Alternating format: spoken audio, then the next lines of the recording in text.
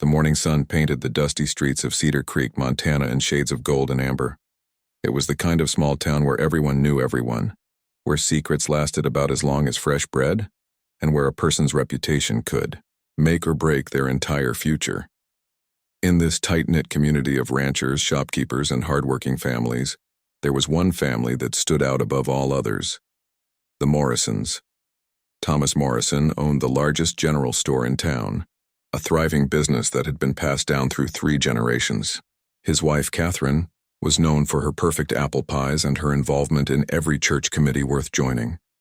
But it was their 2 daughters who really captured the town's attention, though for very different reasons. Elena Morrison was 22 years old and absolutely stunning. She had the kind of beauty that made people stop mid-conversation just to stare. Her golden hair caught the sunlight like spun silk, flowing in perfect waves down to her waist. Her eyes were the clearest blue anyone had ever seen, like looking into a mountain lake on a perfect summer day.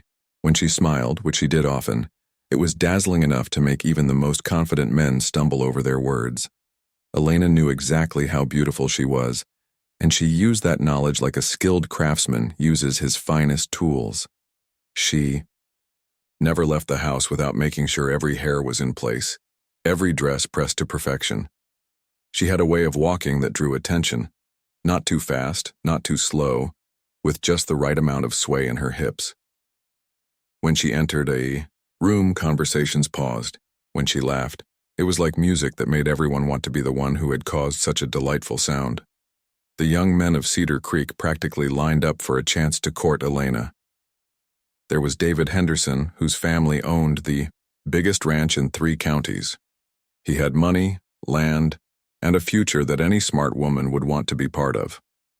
Then there was William Taylor, the banker's nephew from back east, with his fancy education and city manners. He wore suits that cost more than most folks made in a month and spoke with words that sounded like poetry. Robert Chen, whose family had built a successful trading business, brought Elena gifts from far-off places: silk scarves, delicate jewelry, exotic teas that most people in town had never heard of. Even Pastor Johnson's son, a serious young man studying to be a preacher himself, seemed to lose his composure whenever Elena walked into church on Sunday mornings. Elena enjoyed the attention immensely.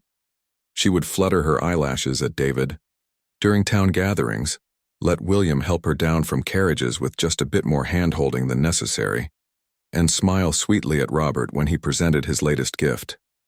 She kept them all hoping, all competing, all desperate to win her hand. It was a game to her, and she was very good at it. But for every bit of attention and admiration that Elena received, her younger sister Ruth seemed to fade further into the background. Ruth was 20 years old, 2 years younger than Elena, but she might as well have been from a different family altogether. Where Elena was golden and glowing, Ruth was quiet and unremarkable. Her brown hair was always pulled back, in a simple practical bun. She wore dresses that were neat and clean but never fancy, never designed to catch anyone's eye. Ruth had been thrown from a horse when she was 12 years old. The accident had healed, but it left her with a slight limp that became more noticeable when she was tired or nervous. In a town where people noticed everything, Ruth's limp was just another reason for them to pity her. Poor Ruth, they would whisper, living in the shadow of such a beautiful sister. Poor Ruth, who would probably never find a husband. Poor Ruth, destined to become a spinster, caring for her aging parents while Elena married into wealth and happiness. The truth was, Ruth had given up trying to compete with Elena years ago. She had learned early that there was no point in trying to be something she wasn't.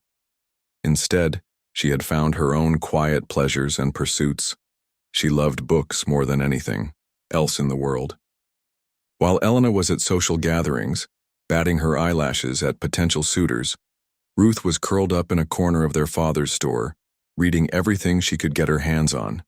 She read novels that took her to far-off places and introduced her to people more interesting than anyone in Cedar Creek. She read poetry that made her heart race in ways that none of the young men in town ever had. She read books about medicine and healing, about plants and animals, about history and science. Ruth had the kind of mind that absorbed knowledge like a sponge absorbs water. always hungry for more. But Ruth's greatest passion was caring for injured animals. She had a gift for healing that amazed even the town's veterinarian, old Doc Peterson. Whenever someone found a hurt bird, a wounded rabbit, or a sick farm animal, they brought it to Ruth.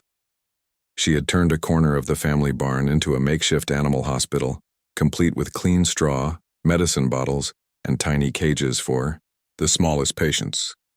Ruth worked with infinite patience and gentleness.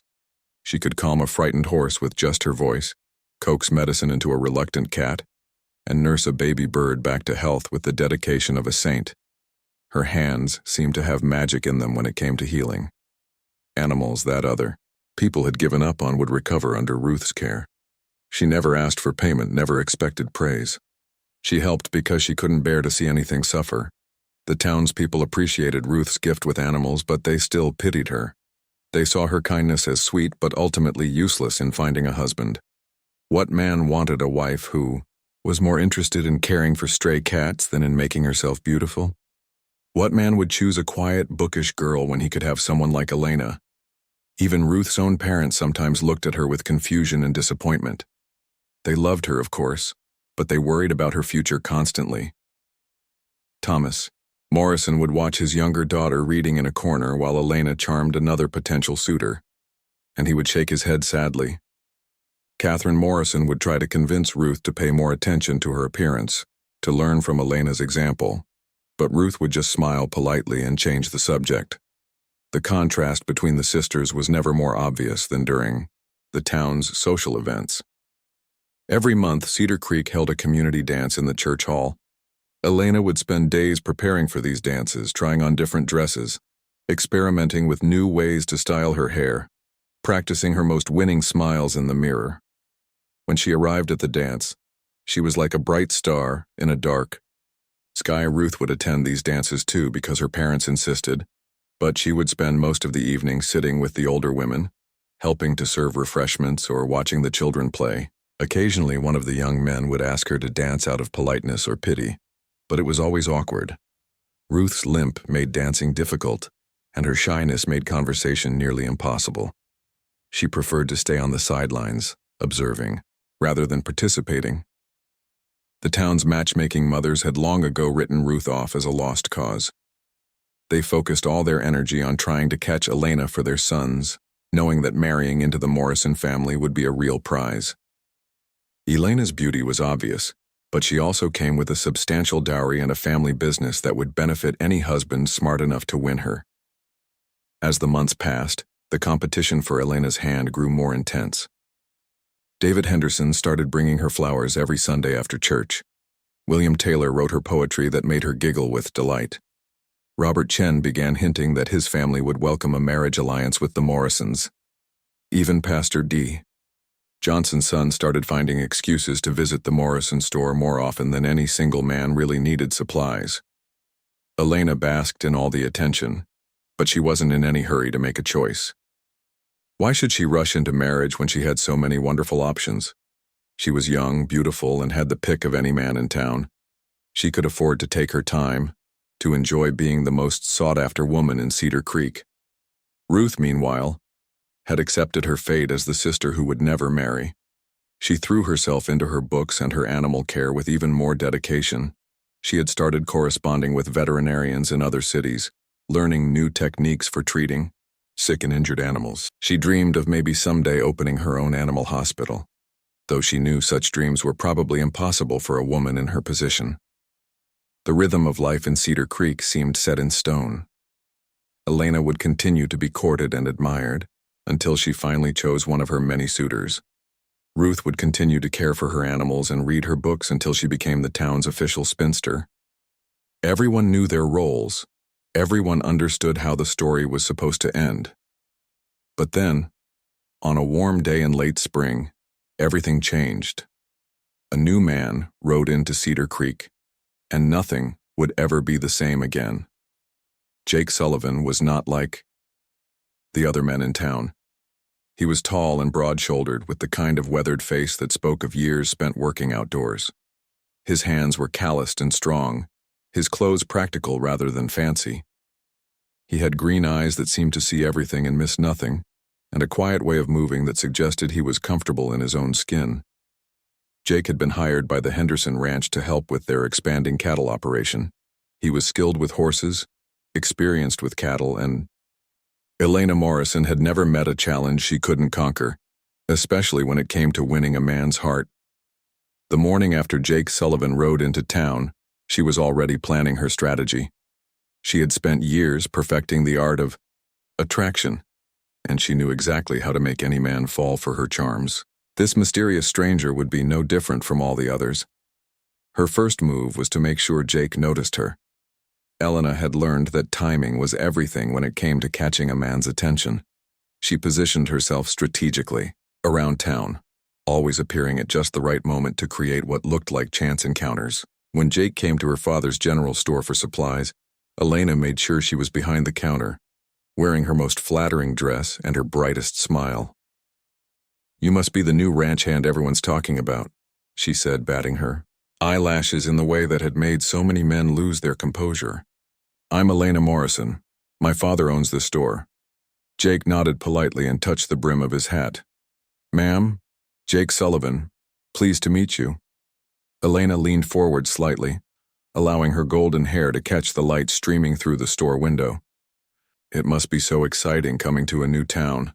I'd love to show you around sometime, help you get settled in." "That's kind of you," Jake replied, but his tone was neutral, businesslike. "I reckon I'll figure things out just fine." Most men would have jumped at the chance to spend time with Elena, but Jake simply collected his supplies, paid for them, and left with another polite nod. Elena was puzzled but not discouraged. Sometimes the best prizes required a bit more effort to win. Over the next few weeks, Elena launched a full campaign to capture Jake's attention. She made sure to be walking past the Henderson Ranch whenever he might be working near the road.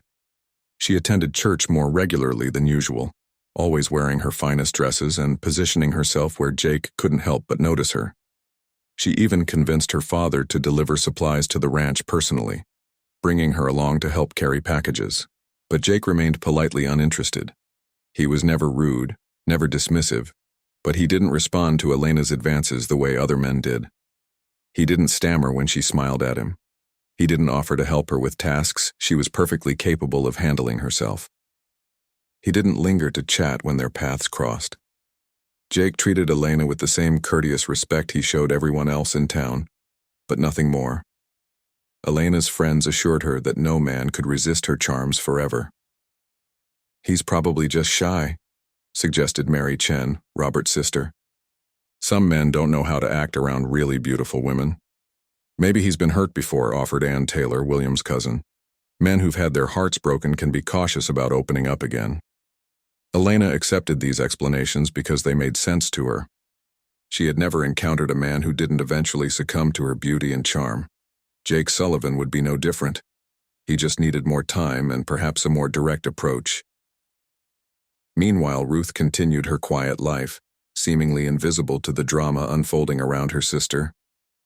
She spent her mornings helping in her father's store, her afternoons caring for injured animals, and her evenings reading by lamplight.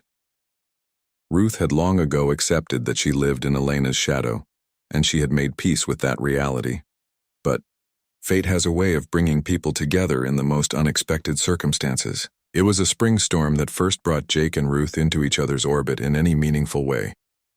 The storm hit Cedar Creek suddenly and violently, with rain coming down in sheets and wind that rattled windows and doors. Jake had been in town getting supplies when the storm struck, and he took shelter in the only place that was open and close by, the town's small library. The library was Ruth's sanctuary, the place where she felt most at home.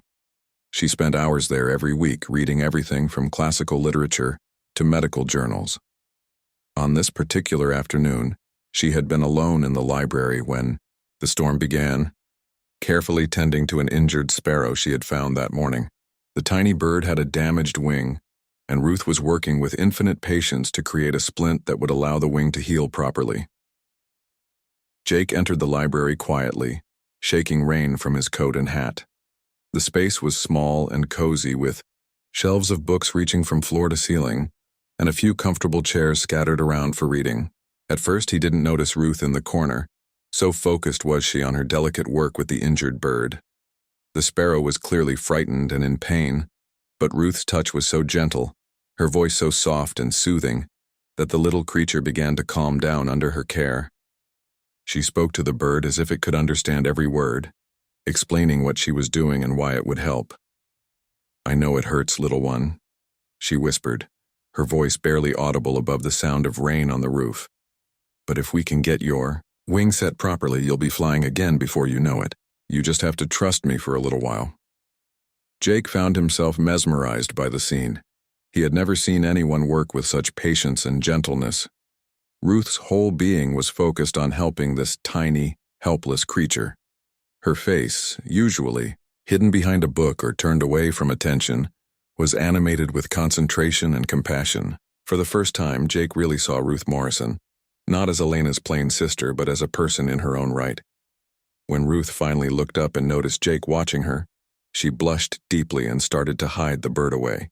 She was embarrassed to be caught at what many people considered a foolish hobby. Most folks in town thought her animal rescue efforts were a waste of time at best and eccentric at worst.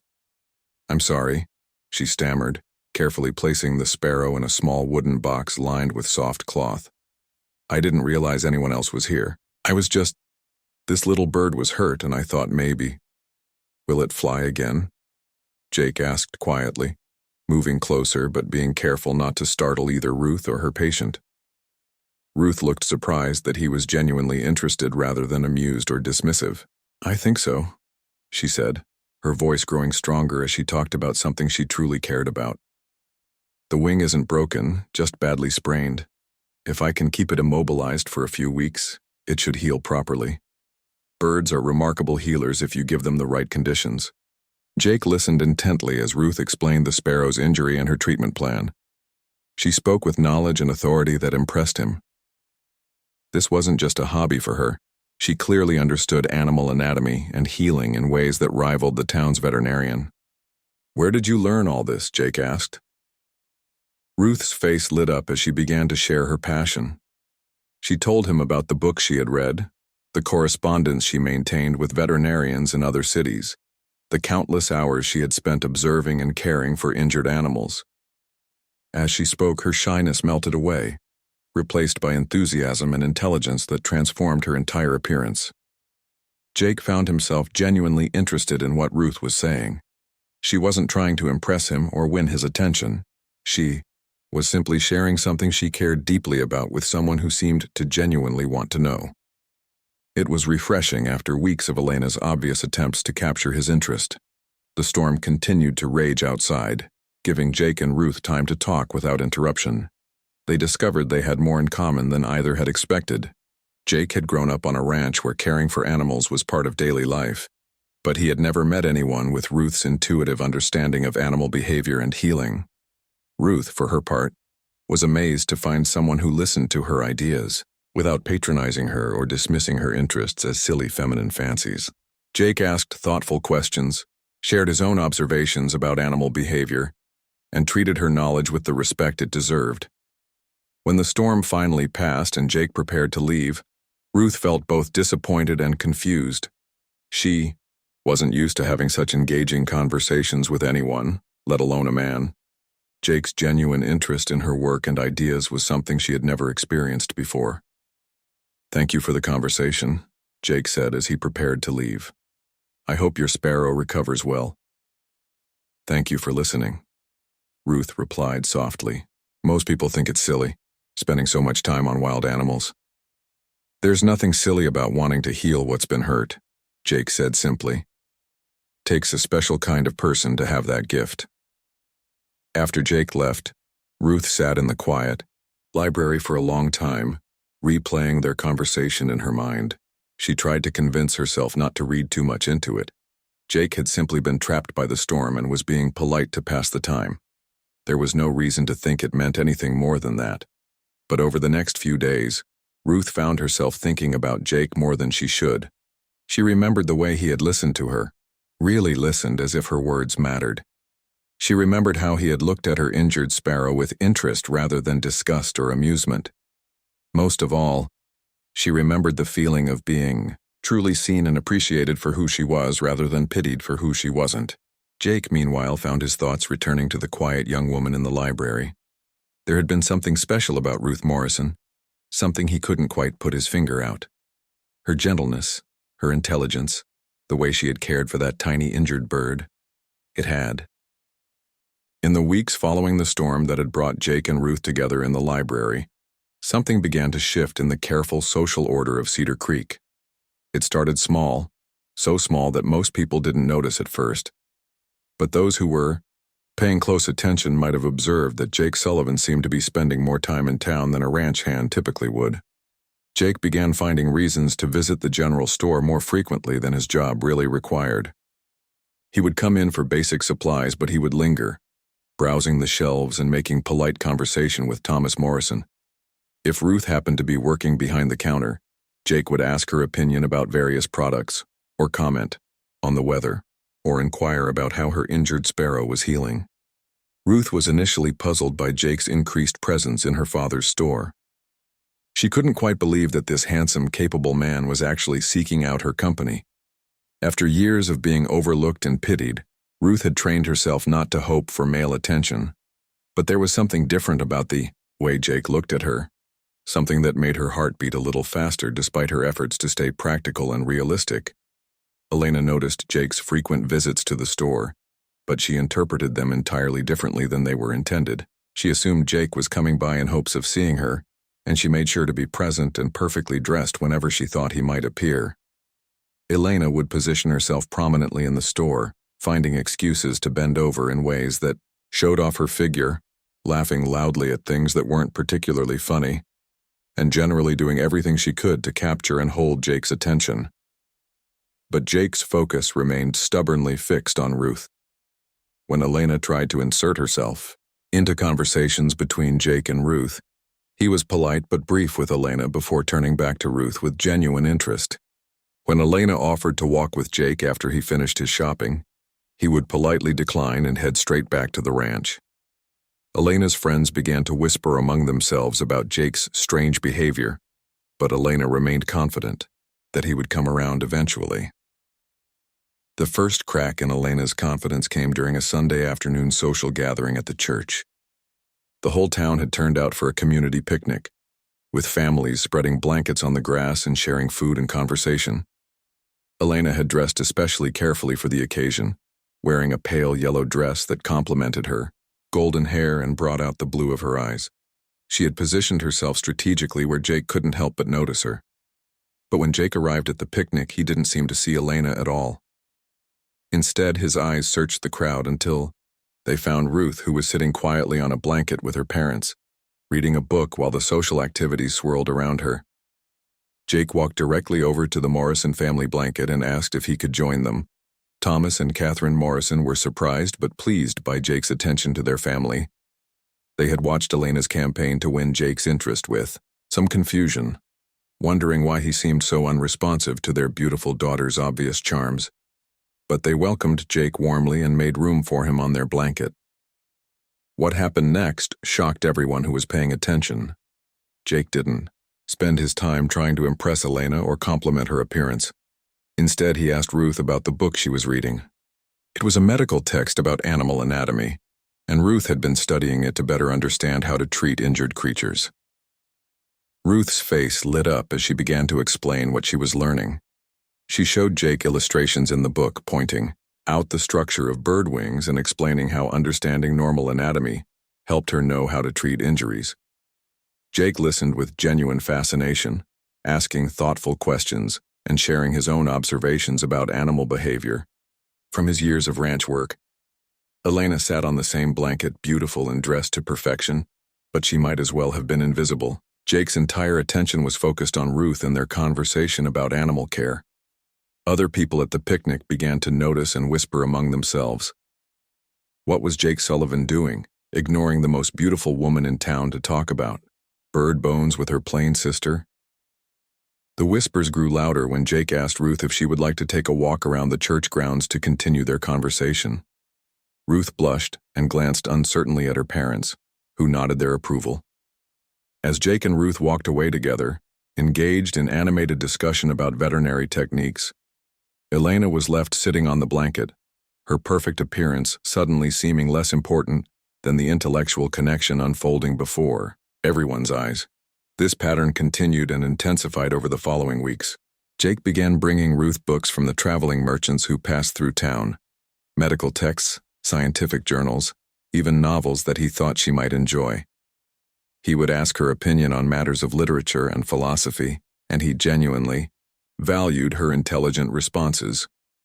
When Ruth found a litter of abandoned kittens behind the general store, Jake showed up without being asked to help her care for them. He worked alongside Ruth in comfortable silence, helping her feed the tiny creatures and build them a proper shelter. Ruth was amazed by Jake's gentle handling of the helpless animals and his patient willingness to help with tasks that most men would consider beneath them. Elena's frustration grew with each passing day. She had never encountered a man who was immune to her charms, and Jake's continued indifference to her beauty was both mystifying and infuriating. She began to take more desperate measures to capture his attention. Elena started showing up at the Henderson Ranch unannounced, bringing fresh-baked pies and claiming she was just being neighborly. She would wear her most revealing dresses and find excuses to need Jake's help with various tasks, lifting heavy items, reaching high shelves, or explaining ranch work that she pretended not to understand.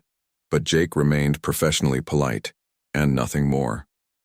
He would thank Elena for the pie, complete whatever task she had requested, and then excuse himself to get back to work.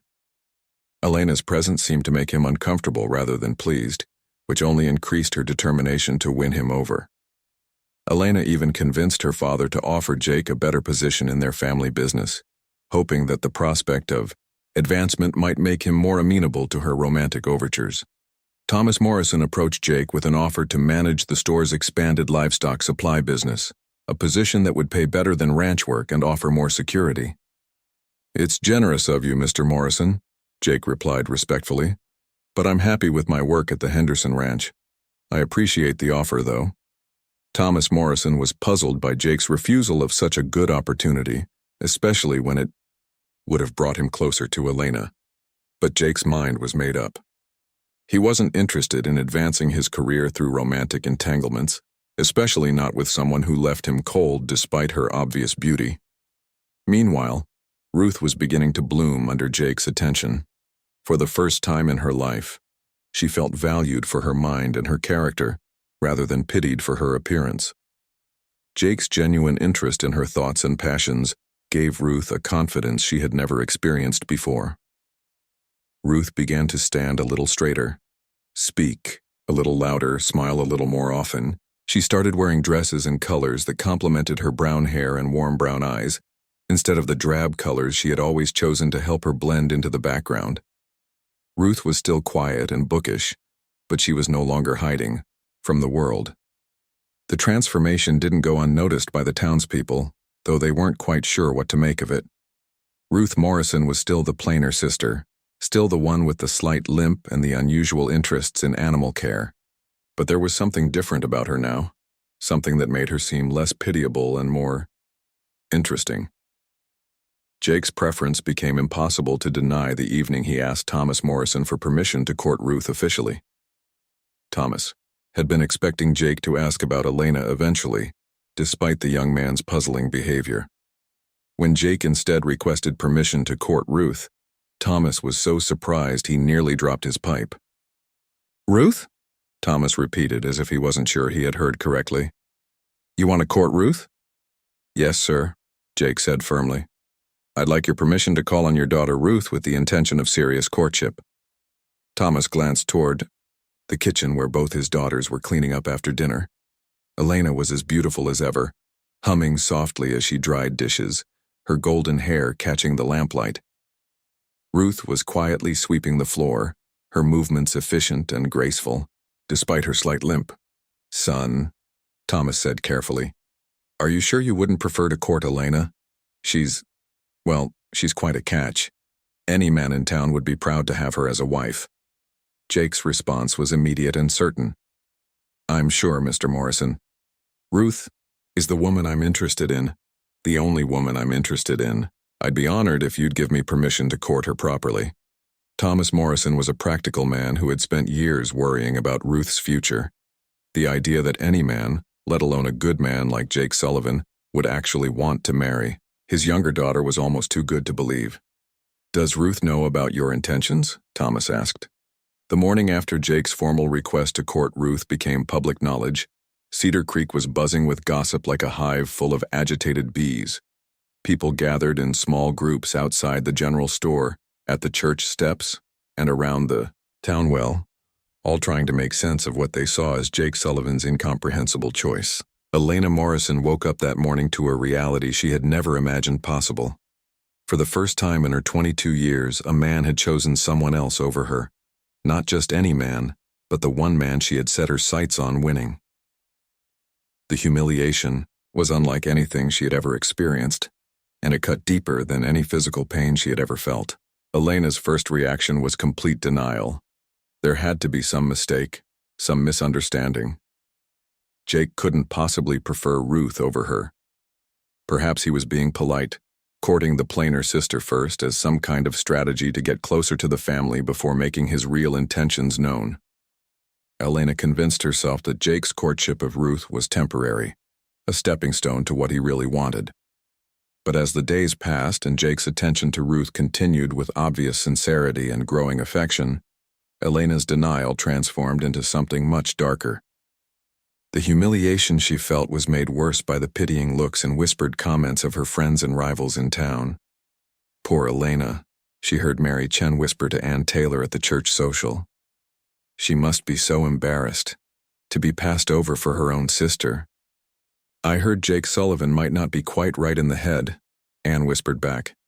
"No normal man would choose Ruth over Elena unless something was wrong with him." These comments, meant to be comforting, only made Elena feel worse. The idea that people were pitying her was almost unbearable. Elena Morrison had never been pitied by anyone. She had been envied, admired, desired, but never pitied. The reversal of fortune was devastating to her sense of self. Elena's humiliation began to curdle into bitter resentment toward both Jake and Ruth. She started spreading subtle rumors designed to undermine Jake's reputation and explain away his puzzling choice. Elena suggested to her friends that Jake might have mental deficiencies that weren't immediately obvious. She hinted that he might be after the Morrison family's modest savings rather than genuinely interested in Ruth. Most cruelly, she began to suggest that Ruth had somehow tricked or manipulated Jake into courting her.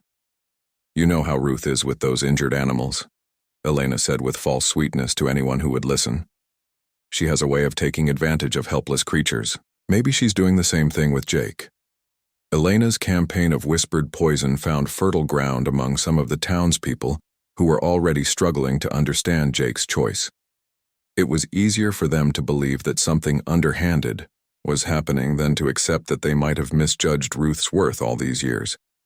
Some people began treating Jake with suspicion, as if courting Ruth proved there was something wrong with him.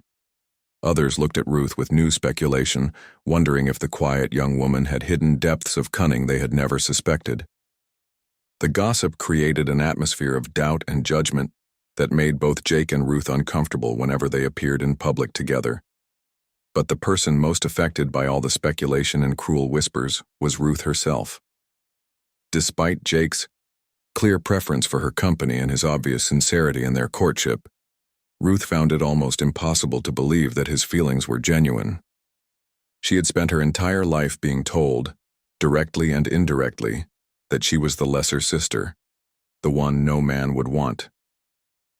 The constant comparisons to Elena, the pitying looks, the assumption that she would become a spinster caring for aging parents, all of these had shaped Ruth's view of herself so completely that she couldn't accept Jake's affection at face value. Surely the townspeople were right.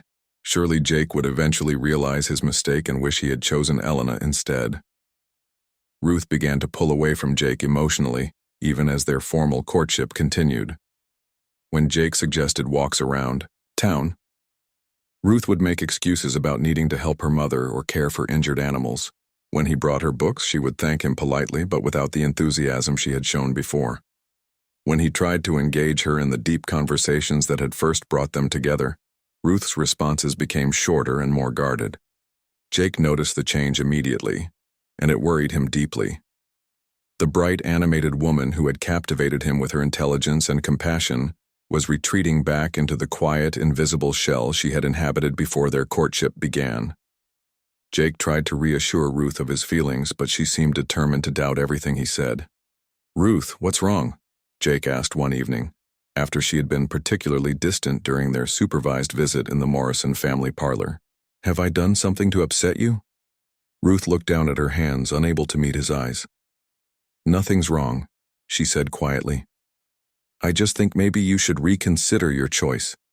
There are other women in town who would make better wives than I would." Jake felt his heart sink.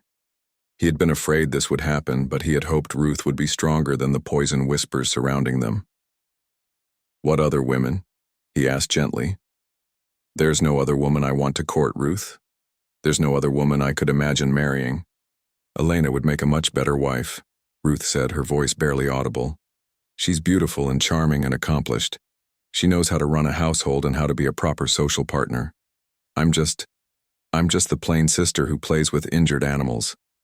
Jake moved closer to Ruth on the settee, careful to maintain the proper distance that her parents' presence required, but desperate to make her understand. "Ruth, look at me," he said firmly. Reluctantly, Ruth raised her eyes to meet his. In them, Jake could see all the pain and doubt that the town's gossip had planted in her heart. "I didn't choose to court you because I couldn't have Elena," Jake said, his voice intense with sincerity. "I chose you because you're the only woman I've ever met who makes me want to be a better man. You see the world with such kindness, such wonder. You make ordinary moments feel extraordinary." Jake paused, searching for words that would make Ruth understand. "When I watch you care for an injured animal, I see someone with the most beautiful heart I've ever encountered. When I listen to you talk about books you've read or ideas you've had, I see a mind that amazes me with its depth and curiosity. When I imagine my future, the only face I see beside me is yours." Ruth's eyes filled with tears, but she shook her head sadly. "You say that now. But what happens when the novelty wears off? What happens when you realize you could have had someone who would make you proud to be seen with her, someone who would never embarrass you in social situations?" "Ruth Morrison," Jake said, his voice growing stronger. "You could never embarrass me. You're the smartest, kindest, most genuine person I know. Any man would be lucky to have you as his wife, and I can't believe I'm fortunate enough that you're even considering my suit."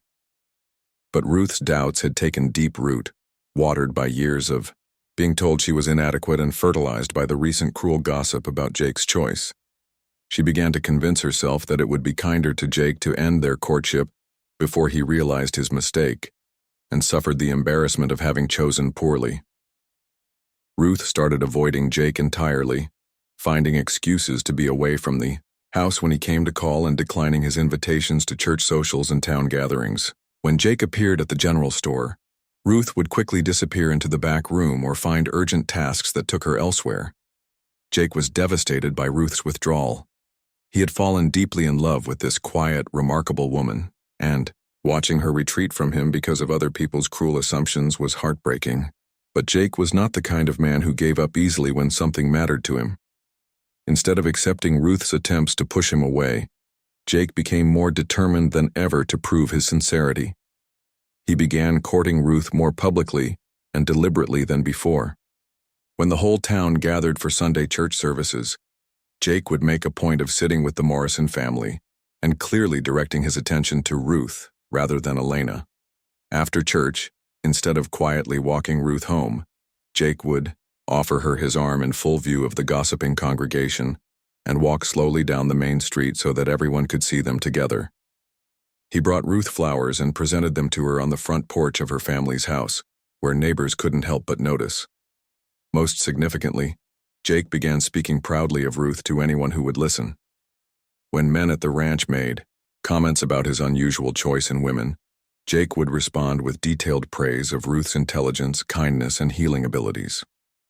He talked about her as if she were a prize he had won rather than a consolation he had settled for. "Ruth Morrison is the most remarkable woman in this town. Jake told David Henderson when the rancher's son made a snide comment about Jake's courtship. She has more compassion in her little finger than most people have in their entire bodies. Any man smart enough to see her worth would count himself lucky to earn her affection.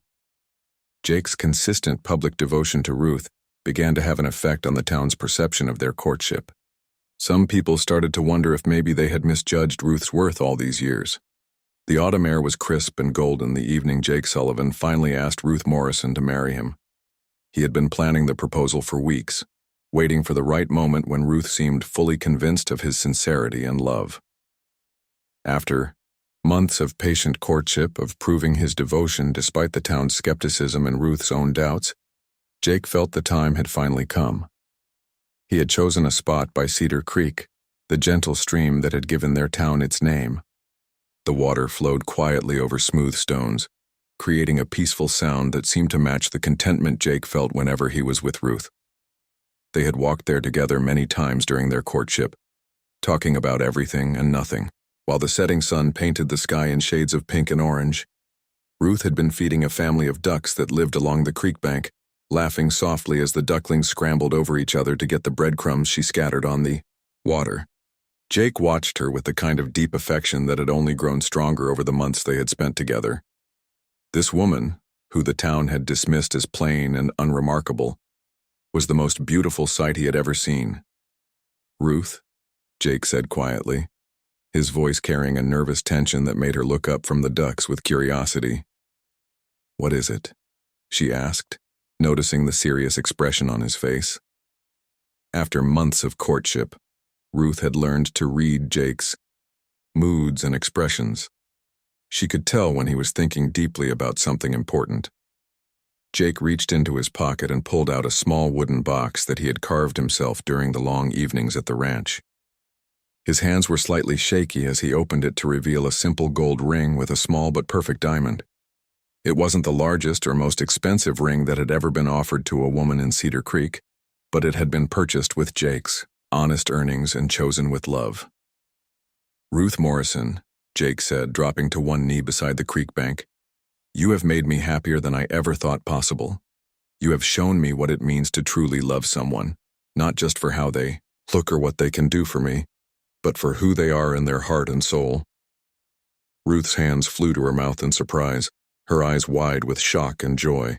Even though their courtship had been progressing well, even though she had finally begun to believe in Jake's feelings for her, the actual moment of proposal still caught her off guard.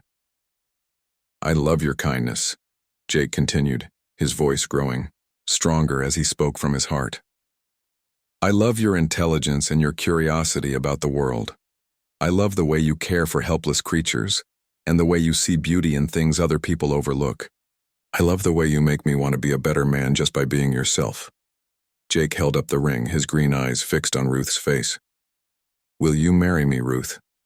Will you be my wife, and let me spend the rest of my life trying to deserve the gift of your love?"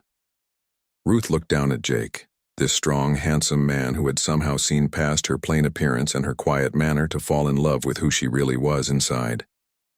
The tears that had been threatening to spill over finally came, running down her cheeks as she nodded wordlessly. "Yes," she whispered, then stronger. "Yes, Jake. I will marry you." Jake's face broke into the biggest smile Ruth had ever seen as he slipped the ring onto her finger. It fit perfectly, as if it had been made just for her.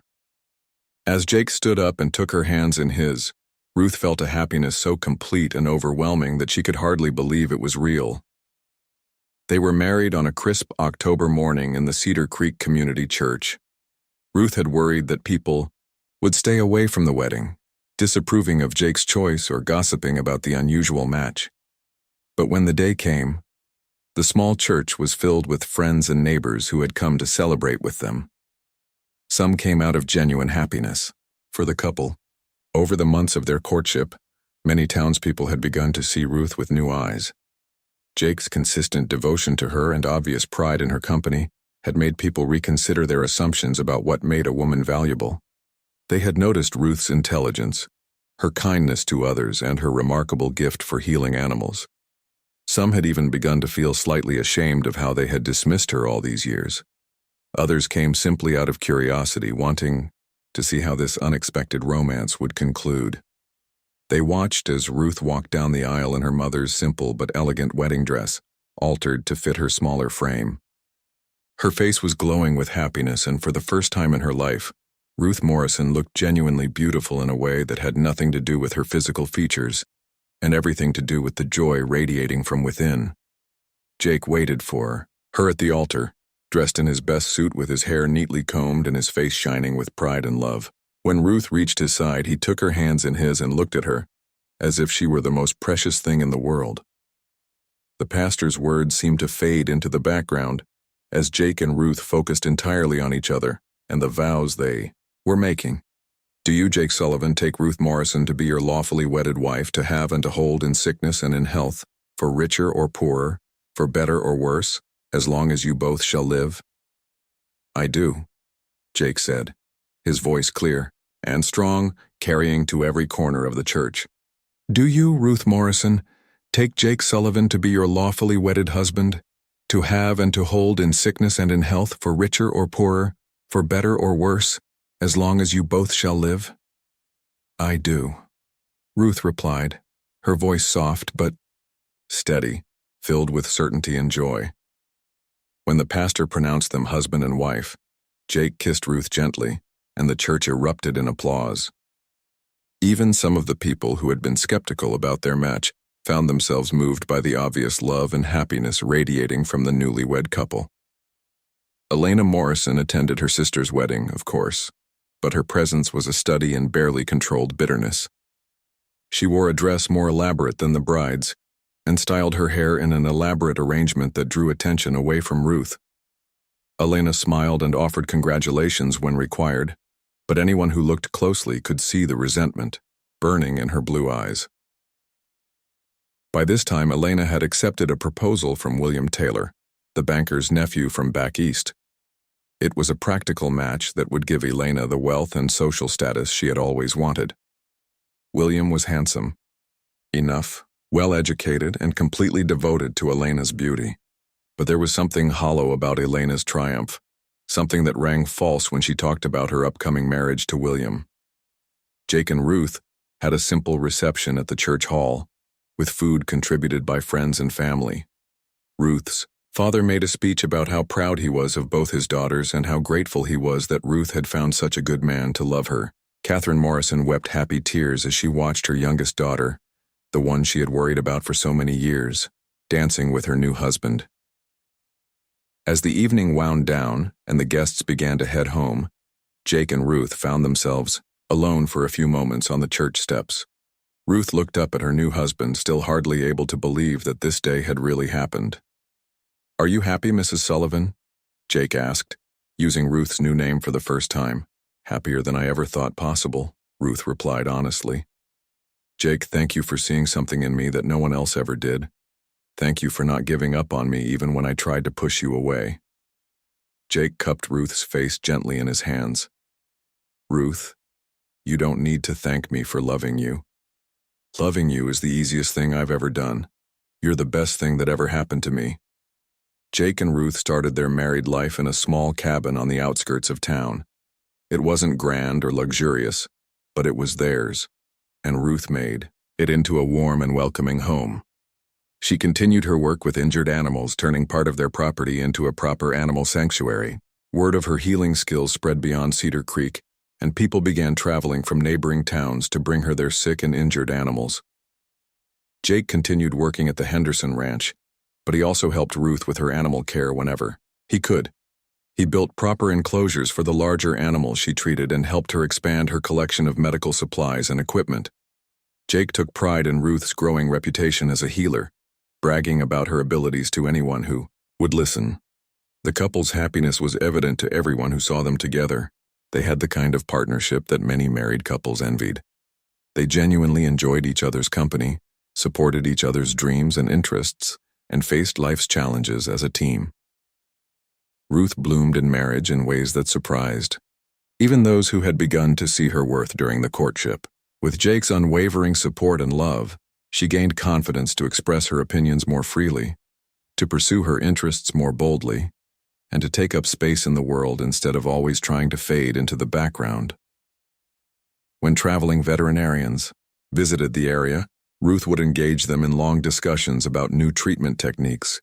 She began corresponding with animal hospitals in larger cities, sharing her own observations and learning from their experiences. Ruth even started writing articles about animal care for agricultural journals, becoming a recognized expert in her field. Jake and Ruth were blessed with 4 children over the years, 2 boys and 2 girls who inherited their mother's intelligence and their father's.